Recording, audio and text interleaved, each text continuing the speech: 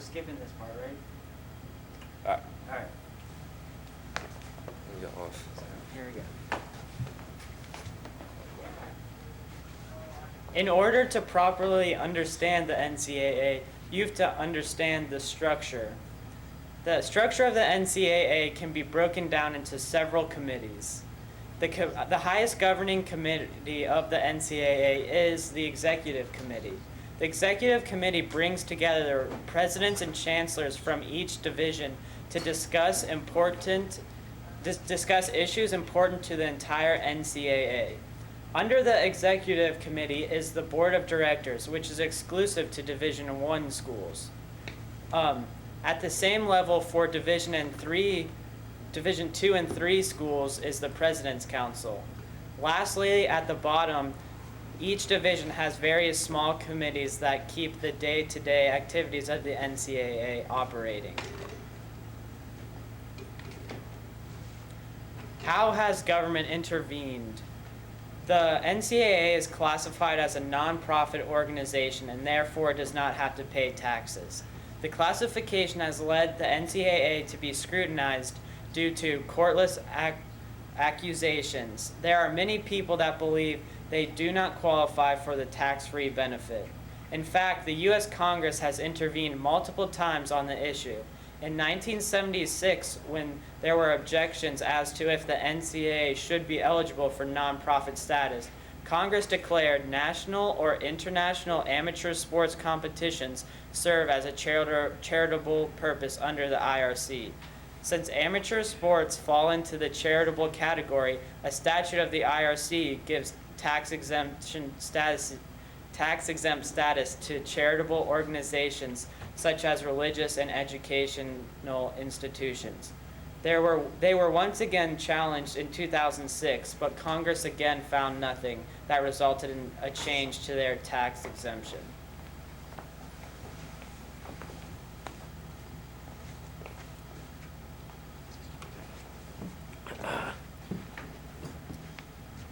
Are athletes getting the same education as their classmates?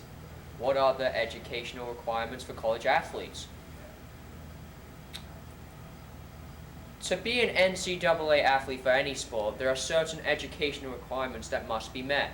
According to College Board, all students attending a Division I college program must have completed and passed 16 high school core classes.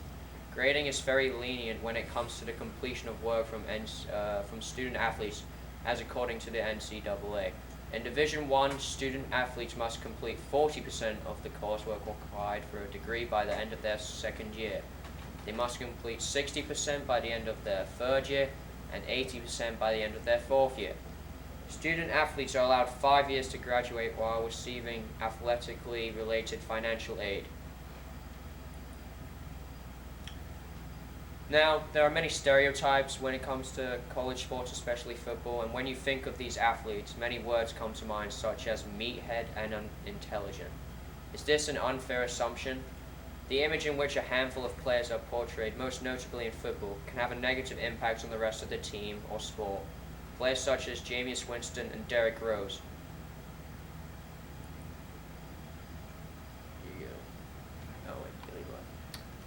Many of the daily life that the students live, they don't get as much summer because they have to practice, and even though they are considered optional workouts, they basically are mandatory because if you don't attend, then you fall behind and you may get kicked off the team. And it raises the question, when do these athletes have time to complete their schoolwork?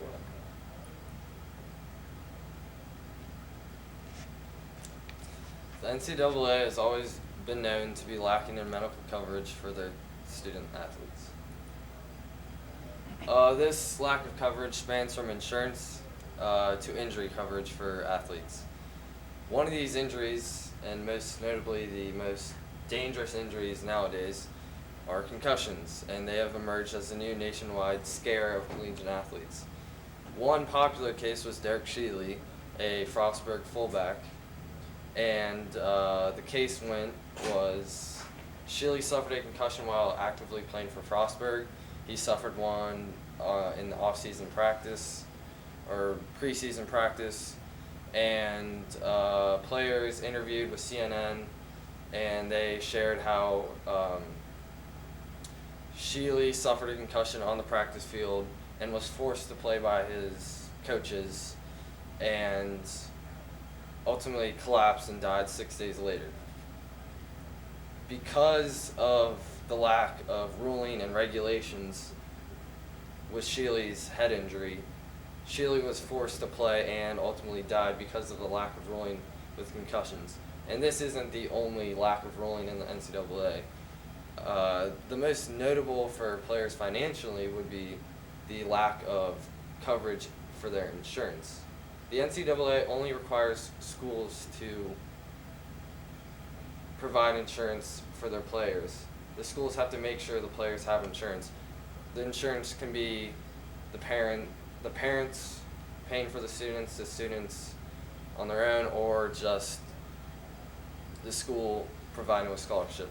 However, the NCAA has no requirements, and because of this, there's countless cases where there are gaps created by players playing and then getting injured, and without any consent, the NCAA charges the players, once they're out of college, thousands of dollars for the injuries they suffered in college. Because of these undisciplinary rulings and regulations, NCAA has lacked and has been under tremendous amount of criticism and pressure from outside organizations to fix all of their rulings, from concussions to insurance to future plans.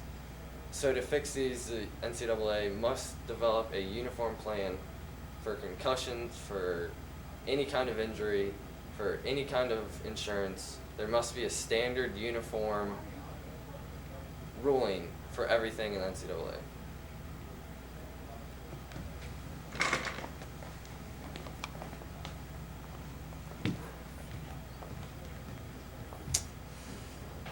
What are the economic aspects of paying players? Over the course of the next few slides, I will cover the following questions. Do players deserve to be paid? Are college sports a full-time job? What are athletic scholarships worth, and are there shortfalls? How much do big-time Division I schools make per year? Are college athletes under the guise of amateurism? Well, there are several major factors behind paying student athletes, but the 5 most important ones are listed behind me. First, a Division I athletic scholarship is very elusive. 2% of high school athletes receive scholarships to play college sports, and a small percentage of these athletes receive full scholarships.